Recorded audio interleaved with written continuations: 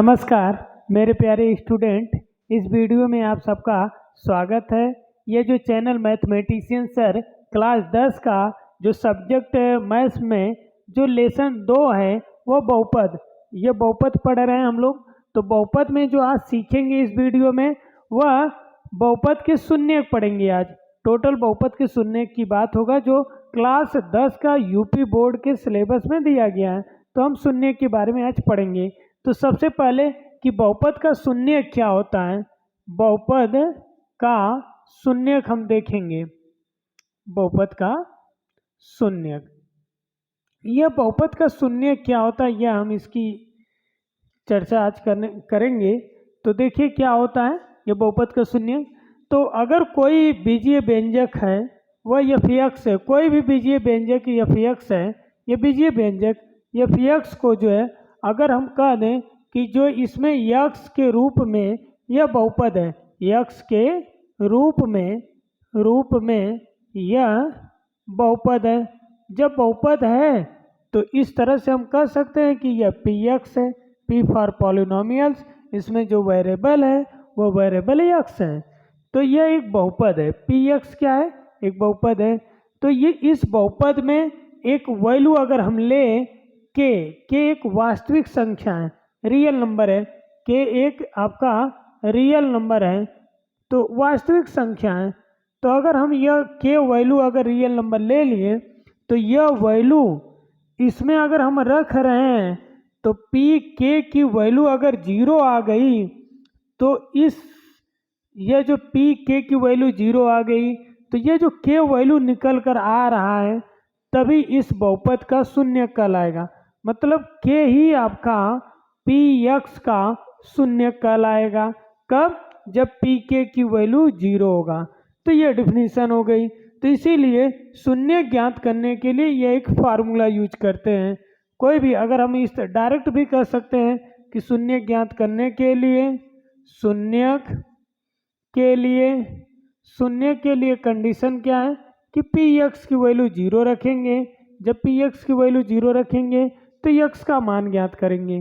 तो यहाँ दूसरे शब्दों में अगर हम कहें, इसको एक और शब्द का यूज करें तो शून्य किसे कहते हैं, तो शून्य कोई बड़ी बात नहीं है, बस यक्स का हम ऐसा मान ज्ञात कर लें जो वह मान उस बहुपद में अगर रख रहे हैं, रखने के बाद उसकी वैल्यू 0 आ जाए तो जो यक्स का मान उसमें रखेंगे और रखने के बाद अगर उस बहुपद का मान 0 आ रहा है तो वही यक्स का मान जो है वो आपका शून्य कहलाएगा। तो डायरेक्टली रूप से हम कह दें कि यक्स का मान, यक्स के मान को ही हम शून्य कहते हैं।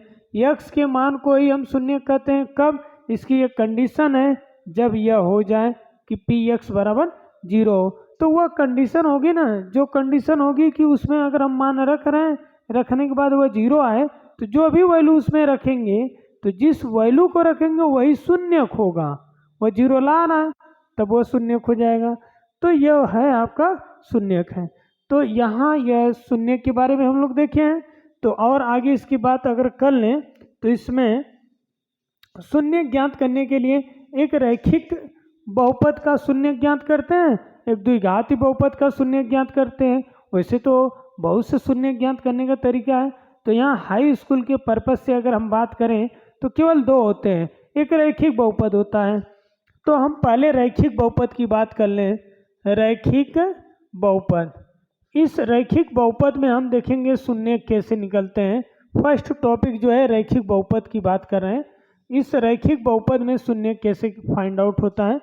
तो इस रैखिक बहुपद का अगर हम व्यापक पद ए एक्स प्लस बी इस तरह से मान रहे हैं कि एक यह है पी एक्स की वैल्यू जो है वह क्या है, ए एक्स प्लस बी है, यह एक रैखिक बहुपद है। रैखिक क्यों? क्योंकि यक्स की घात 1 है। जिस बहुपद में घात 1 होगा वह रैखिक बहुपद होगा। तो इसमें हम शून्य के लिए अगर हम बात करेंगे तो पी एक्स की वैल्यू 0 होगी, पी एक्स की वैल्यू 0 हो जाएगी। ये शून्य के निकालने के लिए होता है और पी एक्स का मान यही वैल्यू है। वह पी एक्स का मान क्या है, ए एक्स प्लस बी बराबर 0 है। तो हमें तो x का मान निकालना है, तो ये b उस साइड जाएगा, तो ax बराबर माइनस बी होगा। फिर a गुणा में उस साइड जाएगा, तो x बराबर माइनस बी बटे ए होगा ना। तो इस तरह से यह जो है x का मान जो है माइनस बी बटे ए आ रहा है। तो जो यह माइनस बी बटे ए जो आ रहा है यही शून्यक है, इस बहुपद का यही शून्यक है। जैसे फॉर एग्जांपल इस पर एग्जांपल अगर देख लें तो हम क्वेश्चन नंबर फर्स्ट कर रहे हैं इसमें, जैसे 5x माइनस 6 है, ये एक बहुपद है px है, इसमें शून्य ज्ञात करना है। ये px की वैल्यू दिया गया है कि px बराबर इस तरह से है। तो अब शून्य के लिए हम लिखेंगे, शून्य के लिए लिखेंगे px बराबर 0 लिखेंगे, और px का मान यह है तो यह वैल्यू लाकर यहाँ रखेंगे। तो 5x माइनस 6 बराबर 0, 6 उस साइड जाएगा तो प्लस में हो जाएगा, तो 6 प्लस में हो गया। 5 गुणा में इधर आएगा तो भागे में हो जाएगा, तो x बराबर 6/5, तो यह आंसर आएगा। तो रैखिक बहुपद तो बहुत इजी है, इसी टाइप का रैखिक बहुपद निकालते हैं। अब हम चर्चा करेंगे द्विघाती बहुपद पर। तो मेन जो है आपका जो पेपर में जो पूछता है वो द्विघाती बहुपद पर ही पूछता है कि द्विघाती बहुपद में जो शून्य ज्ञात कीजिए। तो उस बहुपद में जो द्विघाती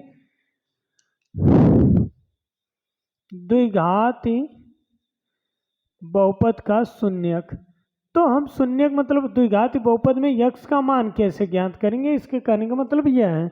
तो द्विघाती बहुपद में सबसे पहले आपको गुणनखंड आना जरूरी है। अगर आपको गुणनखंड आएगा तो आप ये निकाल लेंगे बहुत जल्दी से। तो उससे पहले ये सीख, अगर गुणनखंड आपको आ रहा है तो सबसे अच्छी बात है, नहीं आएगा तो सीखना पड़ेगा। तो इसमें भी वही, यह px बराबर अगर दिया है ax² plus bx plus c है, तो इसमें जो शून्यक अगर हम निकालेंगे, इसको अगर हम सॉल्व करेंगे तो मतलब x का अगर हम मान निकालेंगे तो उसके लिए यहाँ हम समझेंगे किस तरह से निकालेंगे। तो शून्यक के लिए अभी हम तरीका सीखें कि px का मान जो है 0 होगा, ये शून्य ज्ञात करने के लिए वैल्यू होती है। और px का मान क्या है, यह वैल्यू है, यह लाकर यहाँ रखेंगे तो ax² plus bx plus c बराबर 0 होगा। अब हमें x का मान ज्ञात करना है। x का मान ज्ञात करने के लिए एक सिंपल तरीका देखेंगे हम। फर्स्ट जो है x² का गुणांक 1 होना चाहिए, पहली कंडीशन है, फर्स्ट कंडीशन। दूसरी कंडीशन जो है, दूसरी कंडीशन x का गुणांक, जो x का गुणांक है, जो भी x का गुणांक है उसका हम आधा करेंगे। जब आधा कर लेंगे फिर उसका वर्ग करेंगे, वर्ग करने के बाद जो आएगा वही जोड़ेंगे और घटाएंगे। तो x का गुणांक का आधा पहले क्या करेंगे, आधा करेंगे, आधा करके वर्ग करेंगे, वर्ग करके जोड़ेंगे, डायरेक्ट लिख दे रहा हूँ, जोड़ेंगे और घटाएंगे। तो यह काम करते हैं। तो यहाँ हम देखेंगे तो x² का गुणांक a है, यहाँ तो x² का गुणांक 1 होना चाहिए रूल के अनुसार, तो यहाँ तो a है, इसीलिए सब में a से भाग दे दीजिए। तो a से भाग देंगे तो ax² बटे a, यहाँ bx बटे a प्लस यहाँ c बटे a और 0 बटे a। तो x² को गुणांक 1 तभी आएगा जब a से भाग देंगे, तो ये देखिए कट गया, अब यहाँ 1 बचेगा। तो x² प्लस b बटे ax प्लस c बटे a बराबर 0, इस तरह से आएगा। यह जो वैल्यू आ गई है, यह वैल्यू आई है, तो अब यहाँ हम देखेंगे तो x का गुणांक यह b बटे a है, तो यहाँ हम सीखें कि x का गुणांक का हम आधा करेंगे। तो x का गुणांक b बटे a है, तो इसका आधा जो है 2 से भाग देंगे तो आधा हो जाएगा, b बटे 2a होगा, तो इसी का वर्ग जोड़ेंगे और घटाएंगे। तो यह पूरा वैल्यू, यह पूरा हम यह यक्स स्क्वायर बटे यह बी बटे ए यक्स, यह जो भी है यह तो हम लिखेंगे, प्लस इसमें बी बटे 2a, अभी जो यहाँ b बटे 2a का वर्ग जोड़ दिए, प्लस यहाँ c बटे a। अब इसमें एक काम करेंगे, घटा भी देंगे, यह b का स्क्वायर बटे यह 2 का स्क्वायर 4 और a का स्क्वायर यह घटा भी दिए बराबर 0। इसमें से यहाँ से यह तीनों पद में देखेंगे तो यह a का स्क्वायर धन यह टोटल b का स्क्वायर धन 2 यहाँ था 4a स्क्वायर बराबर 0।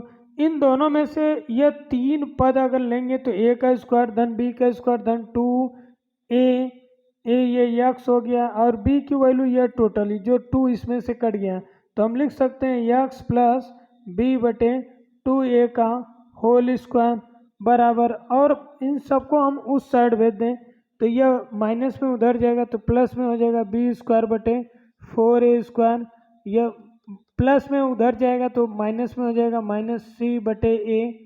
तो इसको और हम सॉल्व करेंगे तो यहाँ से आएगा यक्स प्लस b बटे 2a का होल स्क्वायर बराबर, यहाँ से देखेंगे तो इन दोनों का एलसीएम लेंगे, एलसीएम क्या आएगा 4a का होल स्क्वायर, फिर 4a का होल स्क्वायर में से 4a स्क्वायर से भाग देंगे तो 1 बढ़ जाएगा, 1 का गुणा b स्क्वायर में तो यह b स्क्वायर माइनस, यह जब भाग देंगे तो 4a आएगा क्योंकि एक a कटेगा तो 4a का गुणा c में तो 4ac हो जाएगा, यह होल स्क्वायर उधर जाएगा तो यक्स प्लस b बटे 2a, यह होल स्क्वायर उधर जाएगा तो अंडर रूट लगेगा b स्क्वायर माइनस 4ac बटे 4a का होल स्क्वायर, उससे पहले यह प्लस माइनस आ जाएगा तो यह जो वैल्यू इधर जाएगा तो यक्स बराबर यह माइनस b बटे 2a प्लस माइनस यह ऊपर का अंडर रूट यह b स्क्वायर माइनस 4ac,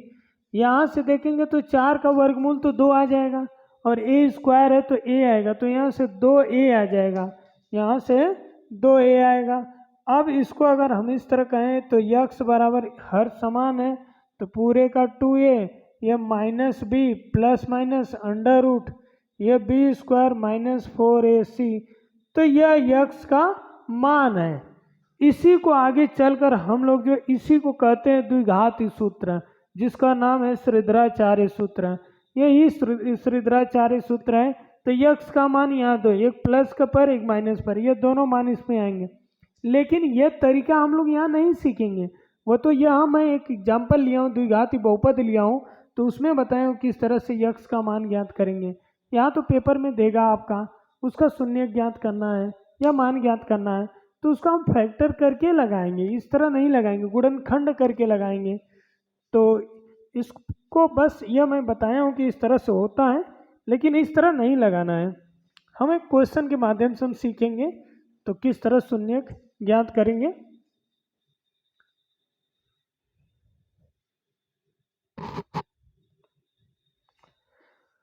चलिए एक क्वेश्चन अगर हम इस तरह देखें तो x square plus 5x plus 6 है, यह क्वेश्चन के माध्यम से हम सीखेंगे किस तरह से शून्य निकालेंगे।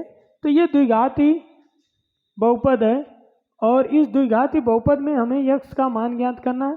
तो सबसे पहले ये तो px लिखेंगे, इसका फैक्टर करेंगे, 6 का फैक्टर करिए, जोड़ने के बाद 5 आ जाए तो 3 और 2, तो हम कह सकते हैं कि यक्स स्क्वायर प्लस 5 की जगह 2 धन 3 3 गुणा करेंगे तो 6 होगा और ये प्लस है तो जोड़ेंगे तो 5 हो जाएगा, यह यक्स प्लस 6 लिखेंगे। इस तरह से हम लिख लिए हैं तो इसका गुणा इसमें भी होगा, इसका गुणा इसमें भी होगा, तो यहाँ आएगा यक्स स्क्वायर प्लस इसका इसमें आएगा तो 2x प्लस इसका इसमें आएगा 3x प्लस यह वाला 6। इन दोनों में देखेंगे तो कॉमन कुछ दिखेगा, इन दोनों में देखेंगे तो कॉमन क्या दिख रहा है, यक्स कॉमन दिखेगा, तो यहाँ से एक यक्स बचेगा और एक यहाँ से 2 बचेगा, यक्स तो ये बाहर आ गया, प्लस 2 बचेगा, इन दोनों में कॉमन प्लस 3 मिल जाएगा, 3 कॉमन ले लिए तो यक्स प्लस 3 का पहाड़ा पड़ेंगे, 3 दूना 6 तो 2 हो जाएगा। अब यह वैल्यू और यह वैल्यू, यह दोनों वैल्यू कॉमन ले लेंगे तो यक्स प्लस 2 कॉमन ले लिए तो बचेगा क्या, यक्स प्लस 3 बचेगा, एक्स प्लस 3। तो यह तो हम गुणनखंड करेंगे तो ये पी एक्स है, ये पी एक्स की वैल्यू है। शून्य ज्ञात करने के लिए लिखेंगे शून्य के लिए, शून्य के लिए, शून्य के लिए पी एक्स बराबर 0 लिखेंगे। और पी एक्स का मान तो यही है, क्या है, एक्स प्लस 2 है और एक्स प्लस 3 बराबर 0 है। फर्स्ट कंडीशन लेकर चलेंगे, एक्स प्लस 2 बराबर 0। दो कंडीशन है, एक बार ये गुणा में हो तो उधर जाएगा तो 0 बटे एक्स प्लस 3 0 हो जाएगा, तो बचेगा एक्स प्लस 2 बराबर 0। तो इससे हम एक्स की वैल्यू निकालेंगे, तो ये प्लस 2 उधर जाएगा तो एक्स बराबर माइनस 2। तो एक तो आंसर तो यही आ जाएगा, एक आंसर यही आ जाएगा। दूसरा कंडीशन यहाँ लेकर चलेंगे, दूसरी वाली, तो एक्स प्लस 3, अब मान लीजिए कि एक्स प्लस 2 उस साइड गया तो 0 बटे एक्स प्लस 2, और 0 में एक्स प्लस 2 से भाग देंगे तो 0 आएगा, बचेगा यही। तो एक्स प्लस 3 बराबर 0 डायरेक्ट लिख सकते हैं। ये प्लस 3 है उस साइड जाएगा तो एक्स बराबर माइनस 3, एक आंसर ये आएगा। तो गुणनखंड विधि से इस तरह से हम लगाएंगे। तो चलिए ठीक है, हम आज यहीं रोक रहे हैं इस वीडियो को। और यह मेरी वीडियो आप लोगों को अगर पसंद आए तो प्लीज़ लाइक, कमेंट और शेयर अवश्य करें। और कोई सुझाव देना है तो कमेंट के माध्यम से वो दे सकते हैं। जय हिंद।